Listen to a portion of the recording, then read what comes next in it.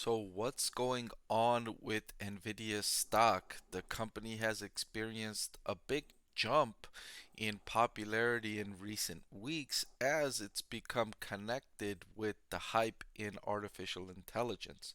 So in this video, I'm going to go through Nvidia's conference call with analysts that was held on February 22nd and look at what's going on inside of the company to gain some critical insights that you're not going to want to miss if you're interested in Nvidia stock. So let's get right into it.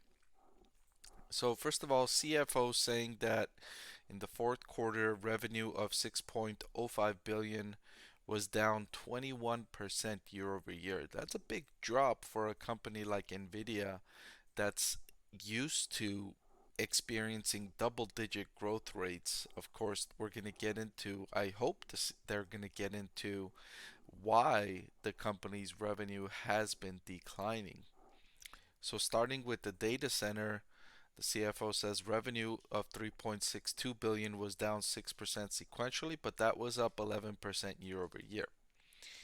They launched the new H100 chip, which is as much as 9 times faster than the A100 for training and up to 30 times faster in cluster in inferencing of transformer based large language models. And of course, large language models is what fuels ChatGPT and artificial intelligence.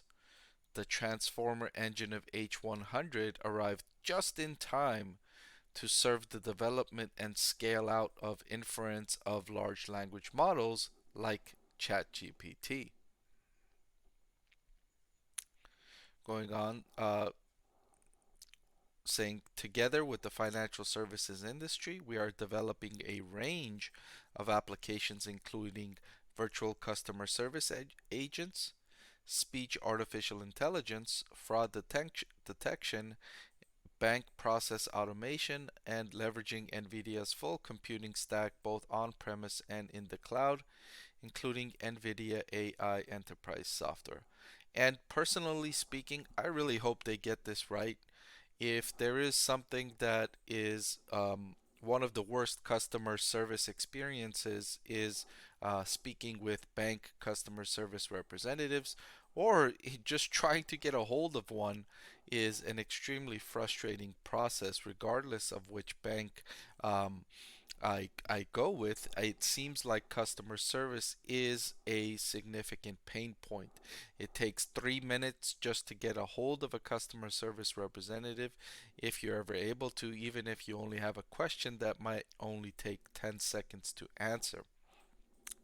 So if financial services companies like banks can use these large language models and train them on the most common questions that their customers might ask and be able to give you those answers without needing to get a hold of a customer service representative, that can be a huge progress. That can be a big removal of a big pain point for these companies.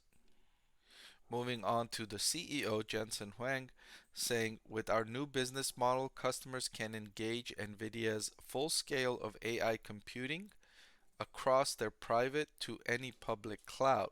So you don't need to build your own private infrastructure of NVIDIA's GPUs. You can use their full scale computing access to their GPUs on the cloud. So you don't have to build it out, come up with a large capital expense up front. You can go with the consumption based model and pay as you go.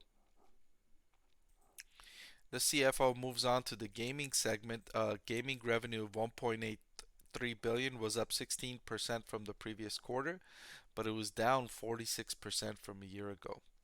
And the CFO highlights a strong reception of the 40 series new GeForce RTX GPUs. This is the latest model that came out. But the year-over-year decline reflects the impact of channel inventory correction, which is largely behind us.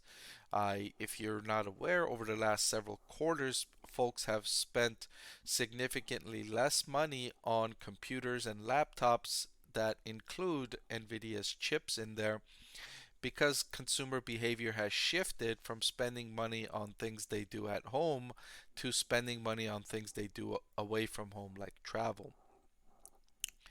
That was a big hit to Nvidia. And of course, another thing that Nvidia fails to mention this quarter, but prior to this quarter they talked about, is the impact they get from declining cryptocurrency prices.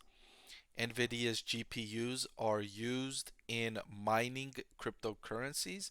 So when the prices of cryptocurrencies are higher, the demand for NVIDIA's GPUs move up so that they can mine those cryptocurrencies and make money off the process. Now that cryptocurrency prices have crashed and remained low, the demand for NVIDIA's GPUs for mining has decreased. I want to thank the Motley Fool for sponsoring this video. Visit fool.com/parkev for the 10 best stocks to buy now. And the CFO highlights that the RTX 40 series GPUs will power over 170 gaming and creator laptops, setting up for a great back to school season. That's good to hear. That's encouraging to hear for investors in Nvidia stock to finally get an acceleration in its gaming segment. For several quarters, this segment has been hurting the company, and now the company is expecting a strong back to school season, which is around the August, September months. And if that's looking good, then the holiday season should be good as well. So, good news for Nvidia stock investors there. Moving on to the automotive segment, revenue was a record 294 million, up 17% from the previous quarter and up 135% from a year ago. This is its fastest growing segment. And before the hype surrounding artificial intelligence, um, and ChatGPT, this was the area that Nvidia was getting a lot of enthusiasm from investors for, its automotive segment. But ChatGPT took over the fame, and there was a lot of discussion in this quarter about large language models. But remember, artificial intelligence is being used in developing driverless car technology, and that's a prime driver for Nvidia's growth. So sequential growth was driven primarily by artificial intelligence automotive solutions. Think of things like the parking assist, right? Some cars, they now have this automatic parking assist where you could just hit park and the car will parallel park for you. And so that's using artificial intelligence, and many of those technologies are powered by Nvidia's chips. And we will end here when the management is talking about the outlook. Uh, the outlook for the first quarter of fiscal 2024, we expect sequential growth to be driven by each of their four major market platforms, led by strong growth in data center and gaming.